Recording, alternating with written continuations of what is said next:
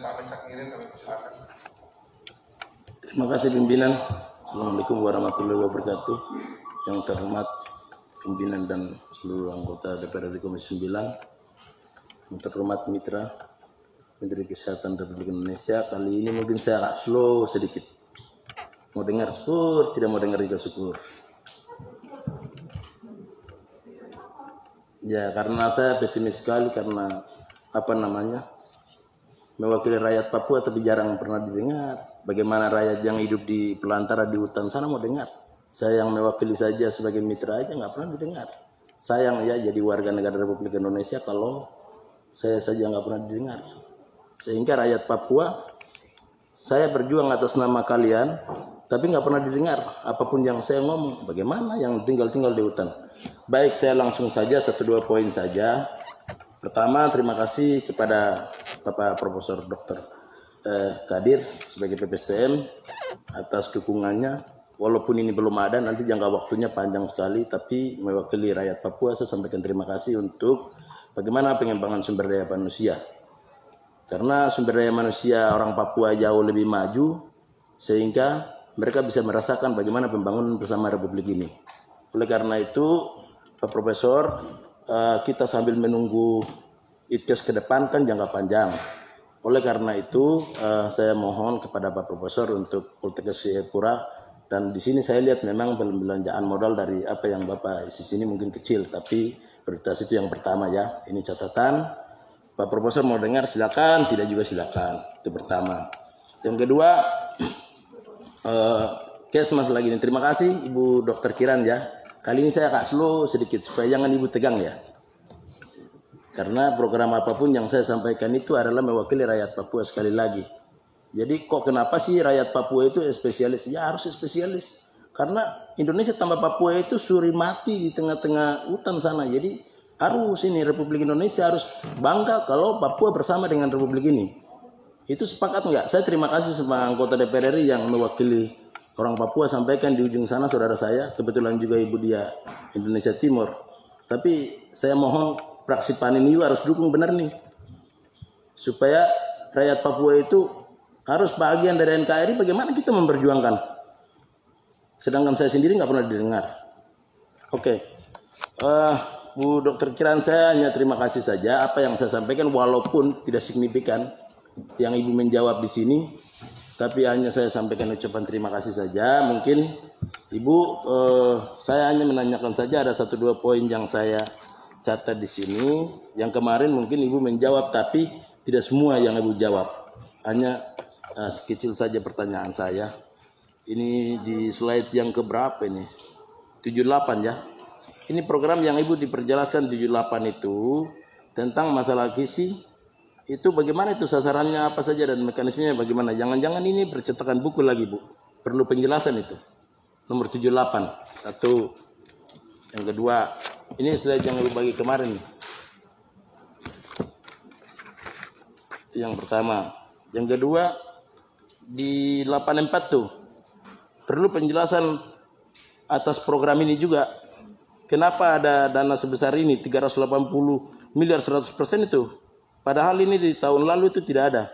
Apakah program ini sifatnya pemberian makanan tambahan atau hanya pendampingan saja? Ada 2 poin ini yang saya minta penjelasan dari Ibu dan penjelasan dalam. Buat Ibu cukup saja ya. Sekali lagi terima kasih Bu Dr. Kiran. Kemarin agak tegang sedikit karena apa yang saya sampaikan mewakili rakyat Papua Ibu tidak jawab jadi. Oke, sekarang saya mau ke Pak Dirjen Pak Ahmad Yuryanto ini. Saya ini jilid-jilid sampai hampir berapa nih? 15 ini hanya bicara tentang Papua saja. Tapi nilainya 0, nggak ada. Sayang Bu. Ini yang disebut orang Papua itu objek pembangunan oleh Republik itu ini. Apa yang saya sampaikan kemarin juga nggak kasih masuk. Pak, bagaimana caranya mengukur indikator malaria di Papua? Kan di Papua itu endemik malaria. Bagaimana menurut Bapak bisa diukur dengan malaria itu Pak? Itu saya penjelasan. Apakah dengan kelampu itu malaria ini sembuh atau semprotan obat? Kan harus pemerintah itu memikirkan bagaimana malaria itu bisa sembuh. Itu harus jelas. Kan malaria terbesar di Indonesia itu kan hanya di Papua. Hanya di sini saya lihat HIV/AIDS, terus itu saja. Tapi anggarannya sangat kecil sekali. Kok sayang sekali ya membangun Papua Republik ini kok begini ya. Setengah hati memang. Ini harus dunia juga tahu. Setengah hati memang Republik ini membangun Papua. Sayang sekali. Dan menyesallah kami bersama Republik ini kalau begini caranya, Pak. Apa yang saya sampaikan, apa yang saya lobby. Kan itu kan butuh RDT malaria itu penting, Pak. Bagaimana kita mengukur orang Papua yang 4 juta penduduk itu, oh sekian banyak yang kena malaria. Kan berdasarkan itu baru bisa diukur. Hanya Kelambu juga zaman dulu, zaman Soeharto juga ada. Sampai hari ini malaria nggak habis-habis, Pak. Kan Bapak kan tentara, tahu. Di seluruh Papua itu kan tahu. Faktanya kan sekarang malaria masih tambah, Pak. Papua dan Papua Barat itu. Sehingga apa yang Bapak sampaikan di sini hanya POM. Orang Papua nggak butuh POM begitu, Pak. Untuk Pekan Olahraga Nasional itu orang Papua nggak butuh. Orang Papua itu pelayanan secara langsung, Pak. Agar supaya mereka itu sembuh dari penyakit. Berbagai macam penyakit penular yang ada di sana, Pak. Oleh karena itu jangan buat program-program yang sebenarnya untuk menguntungkan pusat sini, tapi orang Papua tidak dapat manfaat. Ini catat baik-baik ini. Orang Papua dapat apa dari sini? Saya baca sampai, kok ini saya jilid sampai hampir 15 halaman. Apa sih? Malah program tahun 2020 ada, 2021 nggak ada. Oleh karena itu, Pak, saya ini kan mewakili rakyat Papua 4 juta penduduk, Pak. Bapak apakah mau dengar langsung sampai ke Bovendigul Asmat sana mau dengar? Kan nggak mungkin, saya ini mewakili rakyat Papua, Pak. Kalau nggak mau dengar saya, apa lebih dengar Bapak atau mereka dengar saya? Mereka pasti dengar saya. Kalau pelayanannya begini, ya otomatis rakyat Papua bilang referendum karena negara nggak bisa urus, Pak. Ini kan kita bicara masalah konteks pelayanan kesehatan, Pak, yang langsung bersentuhan dengan rakyat. Kita nggak bicara politik. Tapi faktanya begini, jadi ya mending rakyat Papua dengar. Saya mau bicara ini. Enggak, ini kan pelayanan masyarakat, pimpinan. Supaya pimpinan juga harus melihat. Karena mewakili Papua itu kan kasih makan Republik ini besar, Pak. Jadi pimpinan harus mendorong untuk bagaimana membangun Papua.